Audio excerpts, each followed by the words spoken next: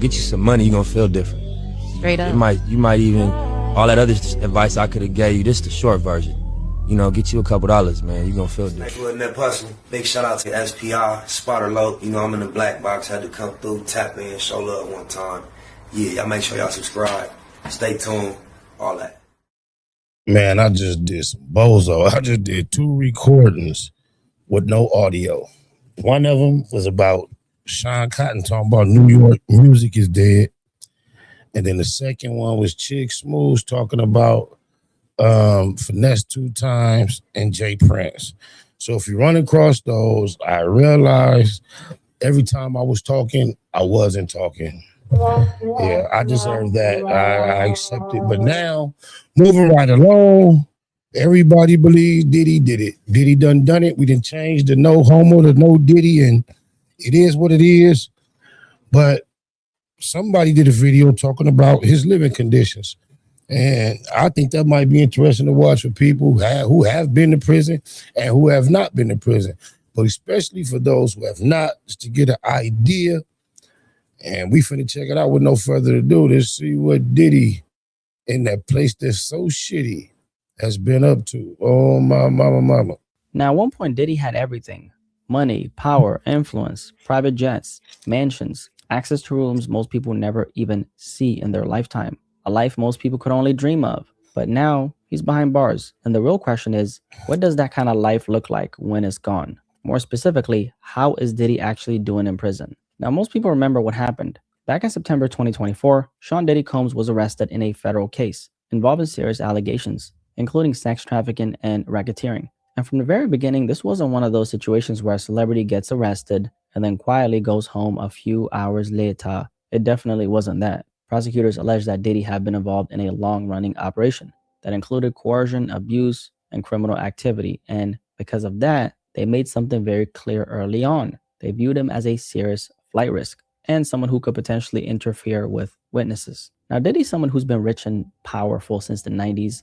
For decades, he moved with real influence, and anything that came his way, it never seemed to slow him down. But this time, it didn't matter how powerful he had been. His bail was denied, not once, but multiple times. And just like that, a man who had spent decades at the top, living in luxury, throwing exclusive parties, was now partying with the inmates, sitting in a jail cell, wearing the same uniform as everyone else. Now, I'm sure a lot of you guys saw parts of the Diddy documentary that came out a few months ago. And if you didn't, you might have seen a few clips from it. Particularly, there was this one moment in the documentary where Diddy was in his hotel room, visibly frustrated, raising his voice, going back and forth with his legal team. And this was a few days before he actually got arrested. In this footage, you can clearly see that this is a man desperately trying to stay in control, trying to fight the situation in real time. But looking back now, that moment almost feels like the beginning of everything slipping. Because not long after that, the situation escalated, and this time, there was no getting out of this one. No, then you have to have a spokesman. You have to have some sort of comms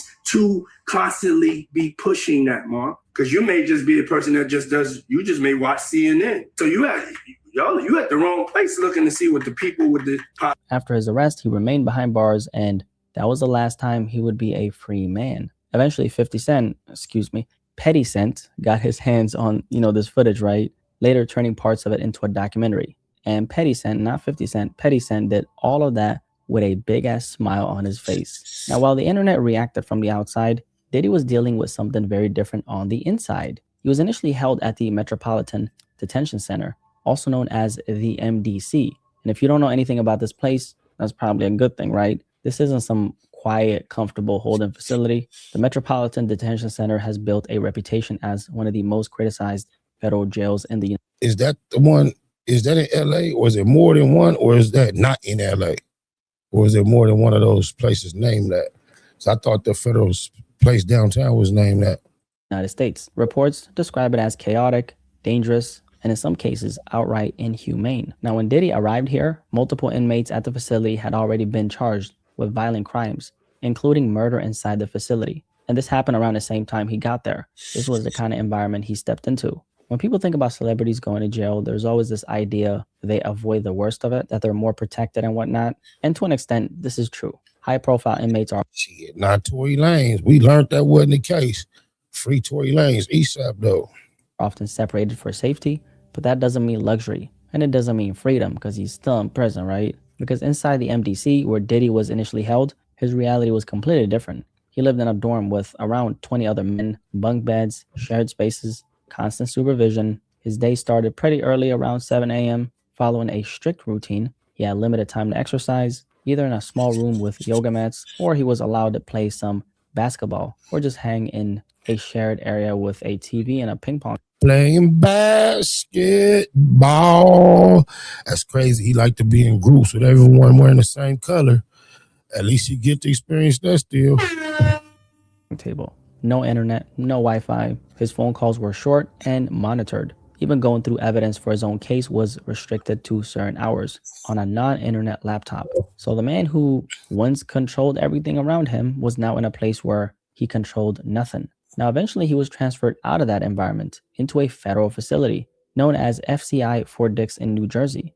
And this spot was different because Fort Dix is considered a low security facility. Now it's still prison, right? But compared to the MDC, it was a completely different environment. At Fort Dix, inmates generally have more freedom of movement. There's access to outdoor areas, more interaction with other inmates, structured programs, things like education, work assignments, and in some cases, rehabilitation. And according to multiple reports, Diddy actually transitioned pretty well into this environment. A few months ago, a photo surfaced of him standing among other inmates, talking, interacting, and smiling. Now here's another photo. This one is way more up close. And as you guys can see, Diddy. Damn, Diddy. Damn. He look crazy. Looks like he's aged a lot. Like damn near 10 fucking years, bruh. In the last 2 years. Now, maybe part of it is the gray hair because he wasn't allowed to dye his hair. But even beyond that, if you really look at his face, you can tell. I ain't never with no dye. When my grays pop up, I bang them. When it go white, it's just going to be white. Who want to have to try to maintain all that? Niggas be trying to preserve that youth. Let nature do its thing. You just like one of these bad bitches. Something's changed. I'm sure prison will do that to you. I can't even lie. This pic is kind of funny. Because here he kind of looks like one of those unlocked characters in a video game. Please tell me if I'm lying. Now, Diddy has been keeping a relatively low profile overall. I guess he's keeping his head down until he's out again. Most of you probably already know, but his verdict came in October of 2025, and he's actually scheduled to be out on April 2028. And when you really think about it, April 2028 is not that far away at all. But then again, it's not tomorrow, so I guess he got a long way to go. Now, as far as what he's actually been doing behind bars, Diddy has reportedly been participating in drug treatment programs. And that's interesting because for anyone who doesn't remember, during the trial, his legal team pointed to substance abuse as a major factor behind his behavior, even claiming he had been dealing with addiction for years. At one point, he even said he was trying to confront his drug use and anger issues. Now, whether you want to believe that or not, that's his side of the story, and I feel like it's fair to at least bring that up, right? On that aspect, interestingly enough, Diddy was actually caught with homemade alcohol inside the facility that he's currently in. Basically, he used a bunch of natural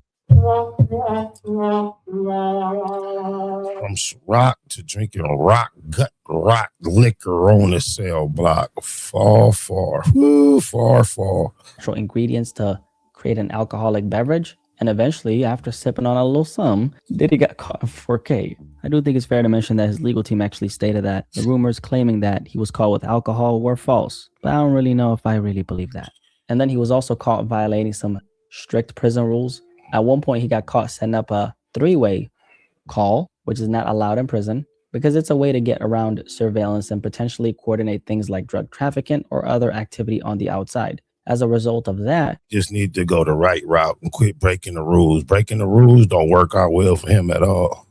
They then try to take away his phone privileges, meaning you're not allowed to make any calls at all after that if they take it away. I'm not sure if they actually succeeded in doing so, however. It's crazy how basic things like making phone calls aren't rights. They're privileges behind bars, and they can be taken away at any moment for any reason. Now, before Diddy was actually sentenced, some of you guys might remember that he actually spoke on kind of everything that he's been going through, and this is what he said, right? I lost my way, I got lost in my journey, lost in the drugs and the excess. My downfall was rooted in my selfishness. I have been humbled and broken to my core. This is where I think a lot of people don't fully understand what prison is like for someone like Diddy, because physically, yeah, prison is prison for everybody, right?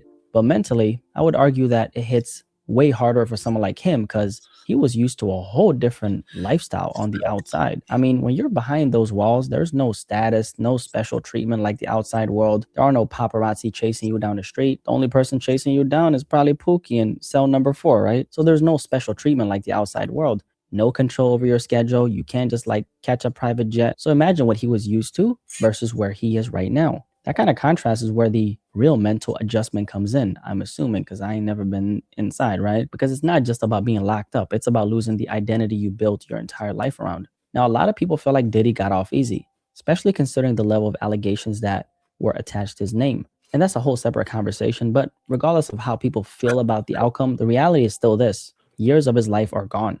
Time he can never get back. And what's the most precious resource that we have? It's not money. It's time. And that's something people sometimes overlook. However, when he does get out, he's still rich. Maybe not a billionaire because he lost all that money, but he's still got money, right? And then there's the reputation aspect of things, because when he gets out, this doesn't just disappear. This follows him wherever he goes, every interview, every public appearance, every move he makes moving forward. This will always be a part of his story. But at the same time, there's another side to it. Because Diddy comes from hip hop. And if you understand hip hop, you know that it doesn't always operate the same way as the rest of the world. Hip hop has always had this element of acceptance after a controversy. No matter what you did, we're always going to embrace you and hug you and celebrate you, right? Not always, but most of the time. We've seen artists go through serious situations, serve time, come back, and still be celebrated by the culture like they didn't really do anything, right? Now, does that mean everything goes back to normal? No, nothing will ever be normal for Diddy. Does that mean that everyone will still support him again? No, but it does mean that his story isn't necessarily over when he gets out. Because in hip hop, redemption, controversy, and legacy are all part of the same conversation. So when you look at Diddy's situation as a whole, it's not just about how he's doing in prison physically. It's about the bigger picture, the mental adjustment, the loss of control, the time taken from his life. Facts. And he's still not out the safety zone or something crazy, violent happening to him. And Diddy probably having a whole bunch of fun playing with them boys. I'm just saying. Get you some money, you're gonna feel different. Straight up. You might even, all that other advice I could have gave you, this is the short version. You know, get you a couple dollars, man, you're gonna feel different. That hustle. Big shout out to SPI, Spotter Low. You know, I'm in the black box, had to come through, tap in, show love one time. Yeah, y'all make sure y'all subscribe. Stay tuned, all that.